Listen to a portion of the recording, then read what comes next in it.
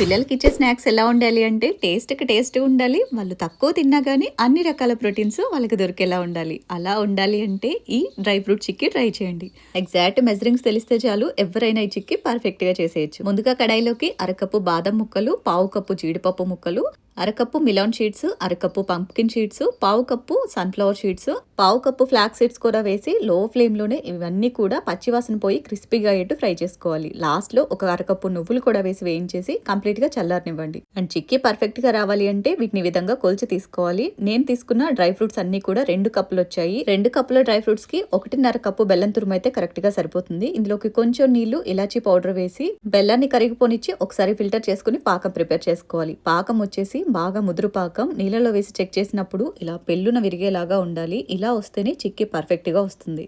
ఇలా పాకం వచ్చిన తర్వాత ఒక పావు స్పూన్ బేకింగ్ సోడా కూడా వేసి కలిపేసి స్టవ్ ఆఫ్ చేసేసి డ్రై ఫ్రూట్స్ అన్నీ కూడా వేసి మిక్స్ చేసుకుని ముందే నెయ్యి రాసి పెట్టుకున్న ప్లేట్లోకి ఈ మిక్స్ అంతా కూడా వేసేసి అడుగున నెయ్యి రాసి పెట్టుకున్న గిన్నెతోటి అంతా కూడా ఇలా ఫ్లాట్గా సర్దేసేసుకుని వేడి మీదే చాక్ తోటి మనకి నచ్చిన షేప్లో ఘాట్లు పెట్టేసి కంప్లీట్గా చల్లారిపోనిచ్చారంటే చక్కగా చిక్కీ ఈ విధంగా ఉడొచ్చేస్తుంది. దీన్ని ఎయిర్ టైట్ కంటైనర్లో స్టోర్ చేసుకుంటే 1 మంత్ వరకు కూడా ఫ్రెష్గా ఉంటుంది. చాలా టేస్టీగా ఉంటుంది. తప్పకుండా ట్రై చేయండి. వీడియో నచ్చితే లైక్ చేయండి. మరిన్ని రెసిపీస్ కోసం ఫాలో అండ్ సబ్స్క్రైబ్ చేయడం మాత్రం మర్చిపోకండి.